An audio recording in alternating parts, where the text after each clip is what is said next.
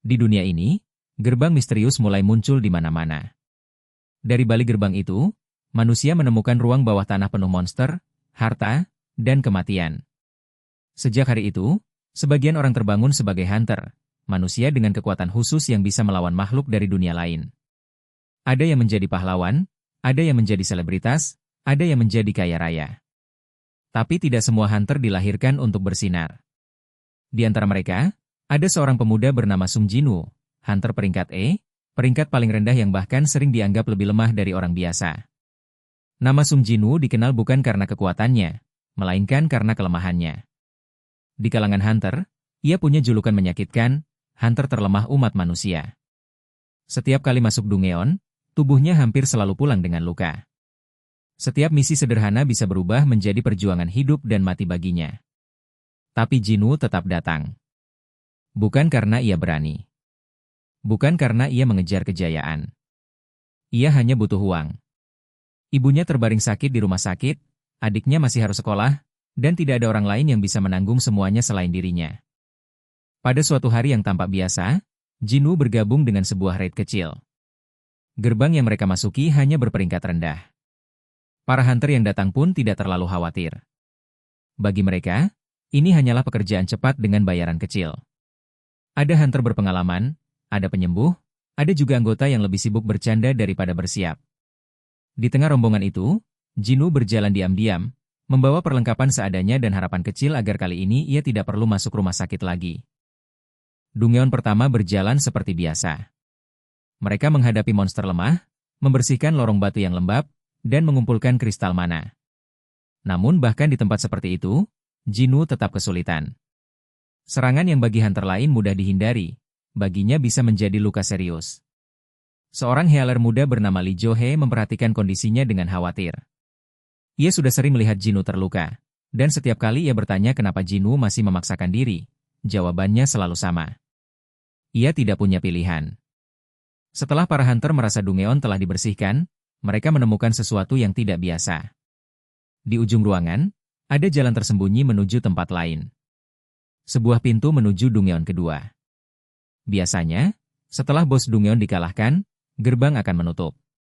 Tapi kali ini, mereka menemukan ruang tambahan yang belum diketahui isinya. Keputusan harus diambil. Sebagian ingin pergi karena tugas utama sudah selesai. Sebagian lain tergoda oleh kemungkinan harta yang lebih besar. Di tengah perdebatan itu, mereka melakukan voting. Suara terbagi tipis. Jinwoo, yang sebenarnya takut, akhirnya ikut memilih masuk. Ia memikirkan uang tambahan yang mungkin bisa ia dapat.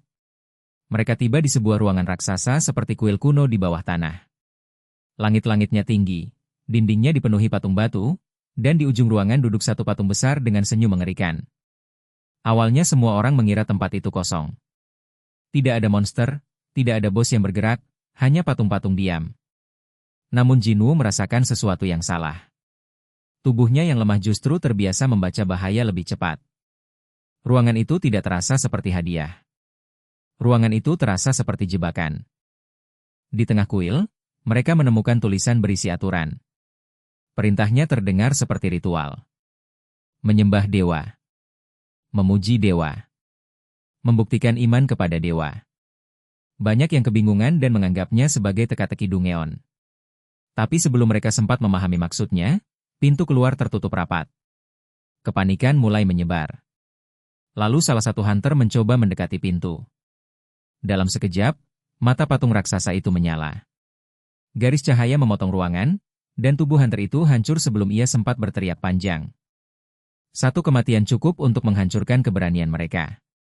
Para hunter yang tadi percaya diri kini membeku dalam teror. Patung raksasa itu bukan hiasan. Ia adalah Algojo. Setiap gerakan salah bisa berarti kematian. Ketika beberapa orang panik dan berlari, cahaya mematikan kembali menyapu ruangan. Mereka jatuh satu persatu. Jeritan menggema di bawah kubah batu. Jinwoo, dengan napas gemetar, menyadari sesuatu. Serangan itu tidak acak. Ada pola. Ada aturan. Mereka tidak sedang bertarung. Mereka sedang diuji. Jinwoo berusaha memahami tulisan di dinding. Perintah pertama, menyembah dewa. Ia melihat patung raksasa itu, lalu menyadari bahwa mereka harus menunduk. Ia berteriak pada semua orang agar membungkuk.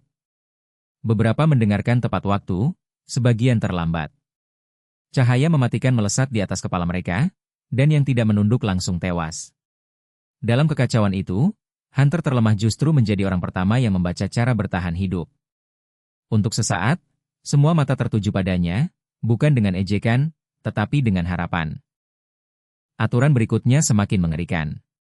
Mereka harus memuji dewa. Di sekitar ruangan, patung-patung kecil mulai bergerak, masing-masing membawa alat musik. Jinwoo menyadari bahwa mereka harus berdiri di dekat patung yang memainkan musik. Namun tidak semua tempat aman. Patung yang salah bisa membawa kematian.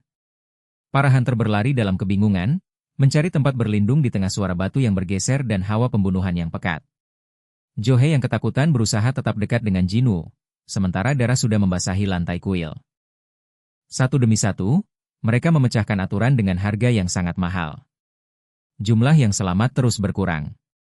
Pemimpin raid, Song Chiul, seorang hunter tua yang berpengalaman, mulai memahami bahwa mereka tidak bisa mengalahkan tempat ini dengan kekuatan. Mereka hanya bisa menebak kehendak kuil. Jinwoo terus memperhatikan setiap detail, setiap gerakan patung, setiap perubahan suasana. Ia bukan yang terkuat, tetapi rasa takut membuat pikirannya tajam. Dalam ruangan itu, kecerdikan menjadi senjata terakhir. Lalu datang perintah terakhir. Membuktikan iman kepada dewa. Sebuah altar muncul di tengah ruangan.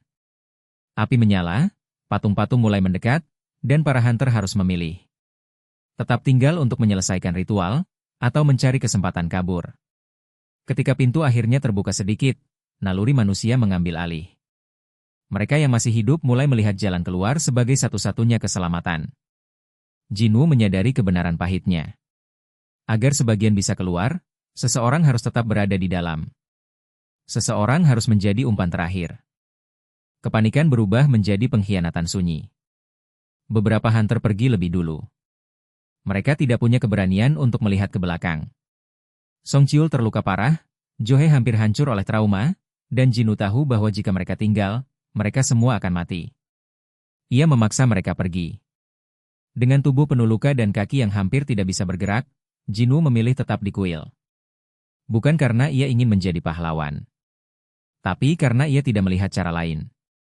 Di depan patung raksasa yang tersenyum, ia berdiri sendirian. Saat pintu menutup, rasa takut yang selama ini ia tahan akhirnya runtuh. Jinwoo terjebak bersama patung-patung pembunuh. Tubuhnya sudah rusak. Darah mengalir dari lukanya. Ia memikirkan ibunya, adiknya, tagihan rumah sakit, dan hidup yang selalu memaksanya merangkak. Ia bertanya dalam hati, kenapa hanya dirinya yang selama ini? Kenapa ia tetap harus mati setelah berusaha begitu keras?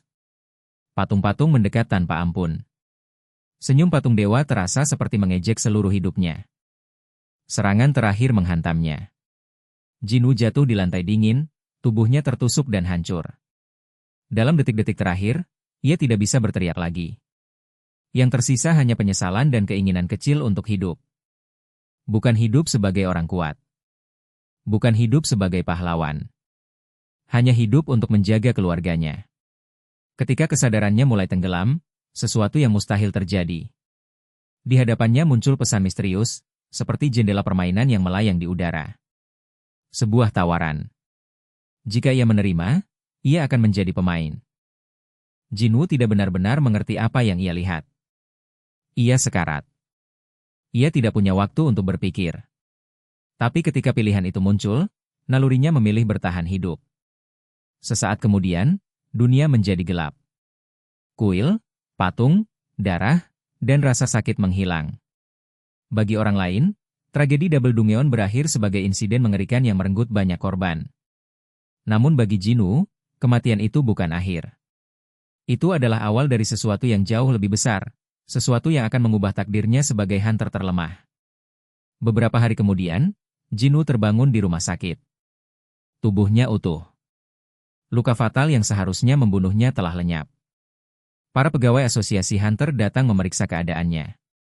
Mereka curiga mungkin Jinwoo mengalami awakening kedua, fenomena langka ketika hunter mendapatkan kekuatan baru. Jika benar, hidupnya bisa berubah dalam semalam. Tapi hasil pengukuran menunjukkan sesuatu yang mengecewakan. Kekuatan Jinwoo tetap rendah. Ia masih peringkat E. Tidak ada ledakan mana. Tidak ada tanda-tanda keajaiban. Namun Jinwoo tahu ada yang berbeda. Saat ia sendirian, jendela misterius muncul lagi di hadapannya. Pesan itu tidak terlihat oleh orang lain. Isinya seperti sistem permainan, memberikan misi harian, hadiah, hukuman, status, dan statistik tubuh. Jinwoo awalnya mengira dirinya berhalusinasi akibat trauma. Tapi ketika ia mengabaikan misi harian, ia langsung dipindahkan ke tempat mengerikan, sebuah zona hukuman yang dipenuhi monster ganas. Di sana, ia dipaksa berlari dan bertahan hidup sampai batas tubuhnya. Pengalaman itu membuktikan satu hal. Sistem tersebut nyata. Jika ia mengikuti perintahnya, ia mendapat hadiah. Jika ia menolak, ia dihukum. Jinwoo mulai melakukan latihan harian yang diberikan sistem. Push up, sit up, squat, dan lari. Awalnya terdengar sederhana, tetapi bagi tubuhnya yang lemah, itu adalah siksaan. Setiap hari ia memaksa ototnya bergerak, memaksa paru-parunya terbakar, memaksa dirinya tidak menyerah. Untuk pertama kalinya, ia melihat angka statistiknya meningkat. Kekuatan yang selama ini mustahil ia capai, kini bisa dilatih. Sementara itu, bayangan kuil masih menghantui pikirannya. Jinwoo tidak bisa melupakan senyum patung dewa, jeritan para hunter, dan wajah orang-orang yang meninggalkannya. Tapi trauma itu perlahan berubah menjadi bahan bakar. Ia sadar, selama ia tetap lemah, ia akan terus diinjak oleh dunia. Selama ia tidak punya kekuatan, ia tidak bisa memilih cara hidupnya sendiri. Sistem misterius ini mungkin berbahaya, mungkin juga jebakan. Namun bagi Jinwoo, itu adalah satu-satunya jalan yang terbuka. Setelah keluar dari rumah sakit, Jinwoo menerima kesempatan baru dari sistem. Sebuah kunci menuju Dungyeon instan. Tempat itu berbeda dari Dungyeon biasa yang diatur asosiasi. Tidak ada tim. Tidak ada healer. Tidak ada orang yang bisa menolongnya. Hanya Jinwoo, senjata sederhana, dan monster yang menunggu di dalam. Ia tahu masuk sendirian adalah tindakan gila. Dulu, bahkan monster terlemah bisa membuatnya hampir mati. Tapi sekarang, ia perlu bukti. Ia harus tahu apakah peningkatan statistik itu benar-benar berarti. Di dalam Dungyeon instan, Jinwoo menghadapi monster dengan ketegangan yang berbeda. Setiap langkah terasa seperti ujian. Ia masih takut, tetapi tubuhnya bergerak lebih cepat dari sebelumnya. Pukulannya terasa lebih berat. Matanya lebih tajam membaca gerakan lawan. Ketika ia berhasil mengalahkan monster yang dulu mungkin akan membunuhnya, sesuatu dalam dirinya berubah. Bukan hanya angka statistik. Bukan hanya hadiah sistem. Untuk pertama kalinya, Jinwoo merasakan kemungkinan bahwa ia tidak harus selamanya menjadi yang terlemah. Namun Dungyeon itu tidak membiarkannya merasa aman terlalu lama.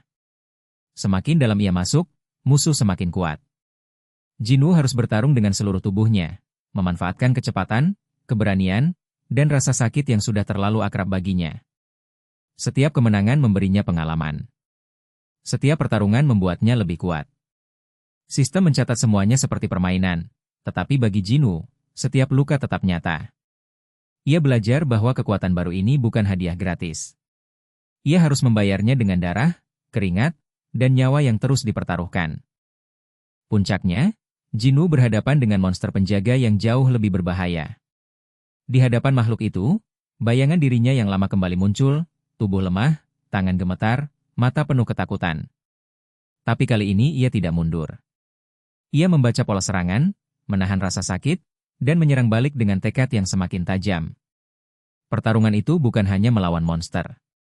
Itu adalah pertarungan melawan julukan yang menempel padanya selama bertahun-tahun. Hunter terlemah umat manusia mulai retak, dan dari retakan itu, sesuatu yang baru mulai lahir. Setelah berhasil melewati Dungyeon instan, Jinwoo mendapatkan item, pengalaman, dan pemahaman baru tentang sistem. Ia mulai menyusun caranya sendiri untuk bertumbuh. Tidak ada guru yang membimbingnya.